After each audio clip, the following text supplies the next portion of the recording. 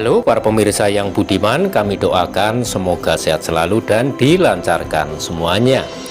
Dalam kesempatan ini admin menyuguhkan cerita rakyat yaitu asal-usul Dusun Mertangga Jetis, Nusa Wungu Cilacap.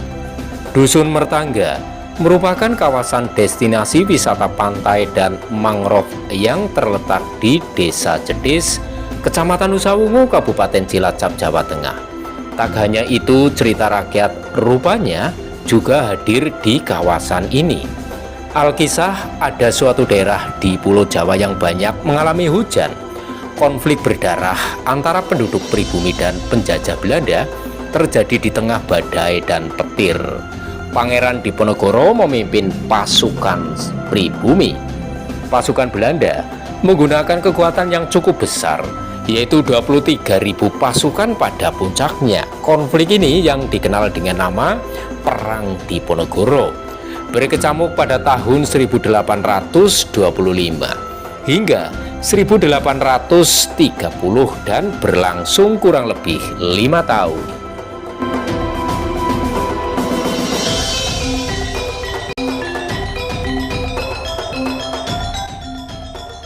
Dua orang prajurit Pangeran Diponegoro di tengah-tengah pertempuran melarikan diri dari pertempuran itu.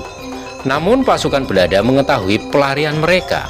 Pasukan Belanda lalu mengejar mereka berdua. Setelah terus berlari ke arah barat, dua orang yang dikenal sebagai prajurit Diponegoro akhirnya dijuluki Suryonegoro dan Cokronegoro berhenti sejenak untuk bersembunyi di suatu daerah yang disebut Ayah. Kedua prajurit Pangeran Diponegoro tersebut sangat beruntung karena tentara Belanda gagal menemukan keduanya. Kedua prajurit Pangeran Diponegoro tersebut setelah mereka merasa aman, mereka menetap di sana yang disebut wilayah atau daerah Ayah. Mereka mulai mengembangkan Ayah sedikit demi sedikit bekerja sama dengan warga setempat. Lingkungan tempat tinggal di Ayah jumlah penduduknya saat itu sangat sedikit, tetapi orang-orang yang tinggal di sana semuanya rajin bekerja. Seiring berjalannya waktu, Ayah berubah menjadi lokasi yang terkenal. Kerajaan Mataram akhirnya mendengar kabar itu. Melihat hal itu, Suryonegoro berniat mendirikan Kadipaten Ayah.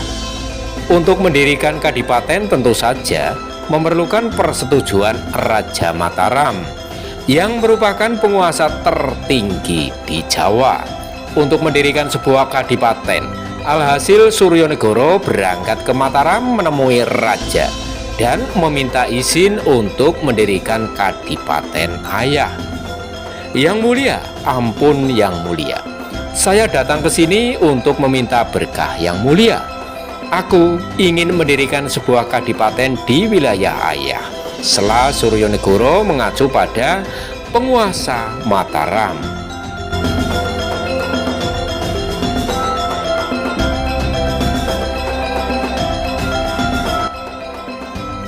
Mengetahui alasan Suryonegoro datang, Raja hanya membalasnya dengan senyuman menawan khasnya. Dia akhirnya berbicara dengan suara yang sangat memerintah setelah terdiam beberapa saat. Baiklah Suryonegoro, aku izinkan engkau untuk membangun Kadipaten Ayah, jawab sang raja. Dan akhirnya atas persetujuan raja, Ayah menjadi kadipaten yang diperintah oleh Suryanegara. Suryanegara selalu mengelola pemerintahan dengan baik setelah naik pangkat menjadi seorang adipati. Di Kerajaan Mataram, perayaan Pisowanan penting diadakan setiap 36 hari. Selalu ada Suryanegara di acara itu. Namun pada suatu ketika, Adipati Suryanegara tidak datang pada acara pesta Pisowanan Kerajaan Mataram. Entah seberapa sering ia mengutus Cokronegoro, adiknya, untuk mewakilinya di acara Pisowanan. Hal ini membuat raja sangat prihatin.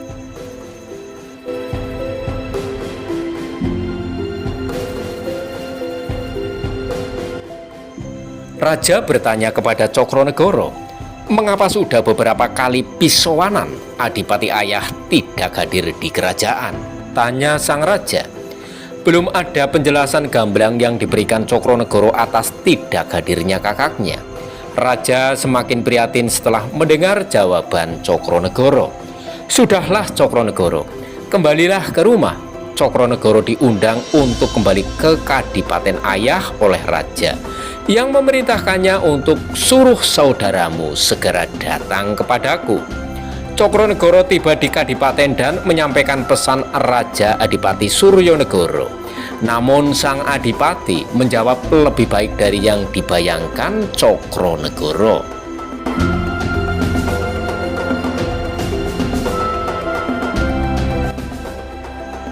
Adi Cokronegoro, katakan saja pada raja, aku tidak akan pernah datang ke kerajaan lagi, teriaknya. Mendengar jawaban kakaknya, Cokronegoro tercengang. Dia sangat marah dan bingung kenapa kakak laki-lakinya tiba-tiba kehilangan minat untuk mengunjungi kerajaan. Padahal ia sadar betul bahwa kakaknya adalah seorang adipati yang berbakti, patuh, dan bertanggung jawab atas jabatan yang didudukinya. Cokronegoro yang masih penuh amarah menjawab, baiklah saudara Suryanegara, besok saya akan menemui Baginda lagi dan menyampaikan pesan ini kepada Anda. Namun ia tidak berani bertanya apapun. Keesokan harinya Cokronegoro menunggangi kuda kesayangannya dan berangkat ke kerajaan bersama beberapa prajurit terpilih. Ia diizinkan untuk berbicara dengan raja setibanya di Kerajaan Mataram. Ampun Baginda Raja, hamba sudah menyampaikan pesan Baginda kepada kakak hamba Adipati Ayah Kakang Suryanegara, lapor Cokronegoro sembari memberi salam takzim kepada sang raja. Lalu kenapa dia tidak menuruti perintahku, wahai Cokronegoro? Raja bertanya sambil mengerutkan keningnya. Oh, tolonglah Baginda Raja, kakak hamba tidak bisa memasuki kerajaan. Yang tersisa hanyalah titip pesan untuk tidak pernah kembali ke kerajaan, balas Cokronegoro, agak ketakutan namun juga sangat marah. Bolehkah Suryanegara mengatakan hal itu? Raja bertanya. Ekspresinya menjadi marah. Dari singgasananya dia berdiri. Raja berteriak, beraninya Suryanegara menantang perintahku. Dengan suara bergetar, lalu Cokronegoro, pulanglah, beritahu kakak laki-lakimu yang angkuh bahwa aku memberinya perintah untuk membawa sekotak wayang kulit ke sini. Raja yang marah berkata, jika dia masih bersikeras untuk tidak datang ke sini, saya akan menghentikannya sebagai Adipati Ayah.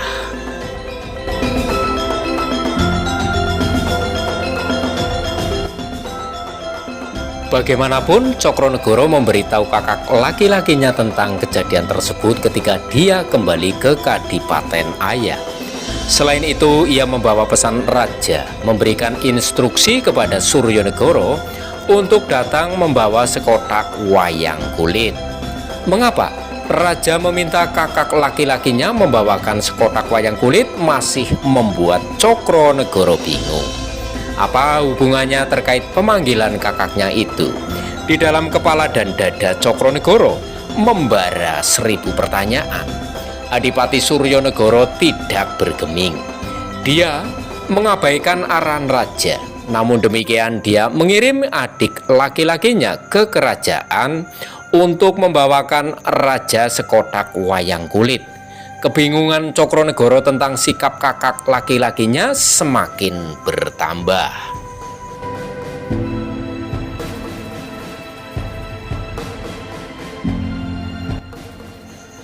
Namun terinspirasi oleh rasa hormat dan ketundukan kakak laki-lakinya, Cokronegoro sekali lagi berangkat ke kerajaan Mataram, kali ini dengan sekotak wayang kulit yang diminta raja. Apa dia masih menghindariku? Bagaimana bisa? Kata raja yang marah. Kemudian raja membuka kunci kotak wayang kulit yang dipesannya. Raja terkejut saat membuka kotak wayang dan menemukan bahwa isinya hanya berupa belulang atau kulit sapi yang digunakan untuk membuat wayang kulit. Karena beliau yakin Adipati Suryanegara tidak menaati perintahnya, sang raja menjadi murka.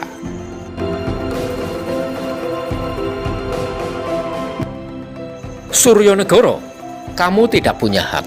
Kamu berani menyinggung Raja Mataram, raung raja sambil mengayunkan belulang di pilar balai kerajaan Mataram. Aku akan menghentikanmu sebagai Adipati Ayah sekarang juga. Kerumunan di sana berusaha untuk tidak gemetar melihat kemarahan raja. Belulang tersebut seketika berubah menjadi wayang kulit. Setelah disabetkan ke tiang berkali-kali, seluruh kerajaan tersentak menyaksikan keajaiban ini. Mengapa sekarang semuanya berbeda? Suryanegara, sebenarnya apa yang kamu inginkan? Teriak raja. Cokronegoro, kembalilah ke rumah dan beritahu saudaramu Suryanegara apa yang kukatakan. Dia harus melepaskan perannya sebagai Adipati Ayah sesuai perintahku. Raja, Cokronegoro berseru, dia harus meninggalkan Kadipaten Ayah. Baik Paduka, sembah Cokronegoro sembari meninggalkan kerajaan Mataram. Suryanegara meninggalkan Kadipaten Ayah untuk mengakhiri kisah tersebut. Dia menyeberangi sungai dan menuju ke barat. Dia berusaha menetap di lingkungan tempat dia bersembunyi. Wilayah tersebut saat itu masih berupa hutan belantara tepi sungai. Suryanegara hanya ditemani oleh binatang hutan dan sungai. Tidak ada penduduk.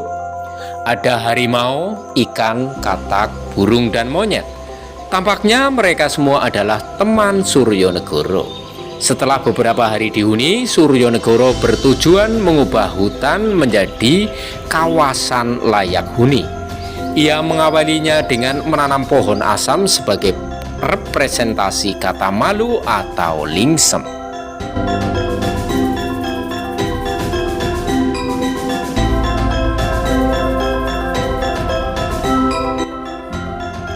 Suryanegara yang sudah terkenal di seluruh wilayah mulai menyulap kawasan tersebut menjadi tempat tinggal. Wilayah ini mengalami peningkatan populasi dari waktu ke waktu. Suryanegara diangkat menjadi kepala daerah di daerah tersebut dan diberi nama daerah Mertangga, yang artinya tinggal di daerah tetangga, karena dianggap cerdas oleh penduduk setempat. Wilayah tersebut kini semakin ramai dan berkembang berkat jasa Suryanegara. Masyarakat lebih mudah berpindah karena lokasinya yang strategis di tepi sungai. Selain itu, sungai juga dimanfaatkan masyarakat sebagai tempat mencari nafkah. Masyarakat tumbuh dan berubah. Akhirnya tempat itu diberi nama Desa Jetis. Berasal dari kata Yunani matis yang berarti matuk atau strategis. Namun, Suryanegara meninggal dunia di tengah pesatnya pertumbuhan desa tersebut dan dimakamkan di Desa Jetis tepat di tepi sungai. Makamnya masih terlihat sampai sekarang di lingkungan Jetis.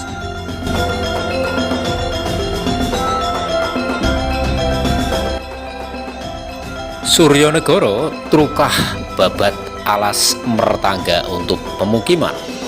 Setahun sekali masyarakat berkumpul di depan makam Suryanegara untuk mengadakan acara yang disebut sedekah bumi untuk menghormati jasa-jasanya.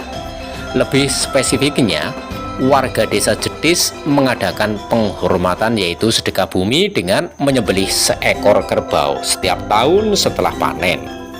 Masyarakat kemudian mengadakan lengger, pertunjukan seni budaya daerah pada malam harinya. Disebutkan bahwa pertunjukannya adalah seni lengger, bukan bentuk seni lainnya. Harus berdurasi panjang. Tujuan dari acara ini adalah untuk menunjukkan apresiasi atau rasa syukur masyarakat terhadap hasil bumi yang telah memberi kehidupan bagi mereka atas sandang, pangan, dan papan atau perumahan.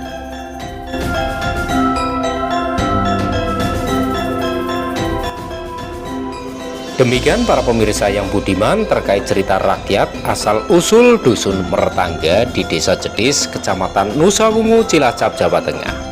Apabila ada saran dan kritik yang membangun, silahkan untuk berkomentar pada kolom komentar yang telah disediakan. Terima kasih telah menonton videonya sampai selesai, semoga bermanfaat bagi Anda.